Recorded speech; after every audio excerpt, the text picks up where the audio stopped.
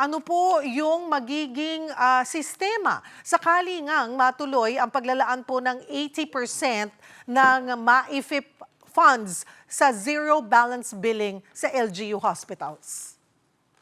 Malaking amount yung pinag-uusapan natin dito, Cheryl. No? Maraming salamat una sa Kongreso, parehong sa Senado, Kamara, na yung kanilang pagbigay ng pondo para sa kalusugan ay makikita sa bilang. No? Sa ngayon, 51 billion yung maisip na sinasabi. Ngunit ang mahalaga sa DOH ay iwasan na nga natin na ito ay idaan sa mga politiko. Bawal ho talaga yung guarantee letters, dapat hindi ho ganun yung nangyayari. Kung mabibigyan ho ng sapat na bilang ng budget ang ating Department of Health para dito, yung 80% ng 51 billion, so roughly laging mo na sa mga 40 billion or so yan, pwede niyang magpondo dun sa 55 na level 2 at level 3 na ospital ng mga LGU. Ito yung mga malalaking ospital, Cheryl, na pwedeng sumalo. Hindi na kayang tignan ng DOH hospitals kasi napupuno kami dahil sa zero balance billing. Paano ho makakatiyak nga na hindi talaga dadaan sa mga politiko ang pondo at direktang mapupunta sa mga ospital at pasyente, ASEC?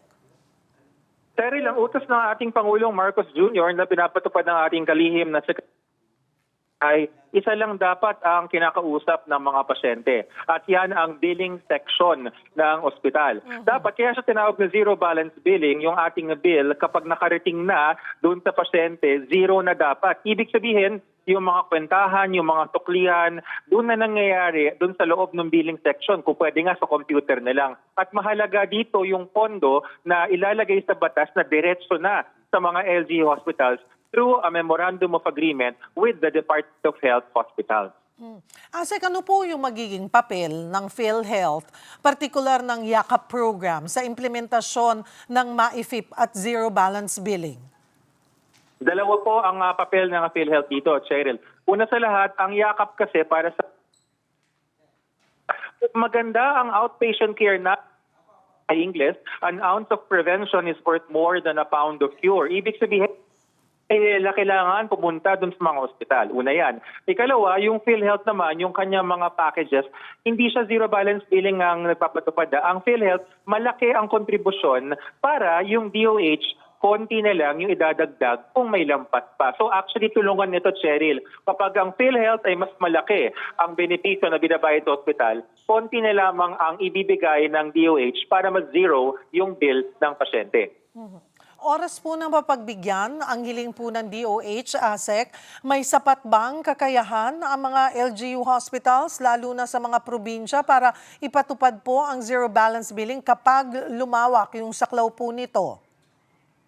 Yes, Cheryl, yan ang dahilan kung bakit napaka-specific, no, napaka-atado ng ginawa ng ating kalihim na si Secretary Ted Herbosa. Nilagay niya level 2 and level 3 hospital. Sa katunayan, Cheryl, nung nabalitaan namin nung Sabado sa Open Bicam, nanonood kami, no, na baka daw, sabi nila, 1 billion lang yung mapunta para sa ZBB expansion sa LGUs. Sabi namin, nako, baka mukhang liliit yung bilang ng mga ospital. Kasi importante dito, yung mga ospital na may kakayahan, kompleto ang gamit, kompleto ang gamot, may espesyalista para talagang zero balance billing ang ating mga pasyente.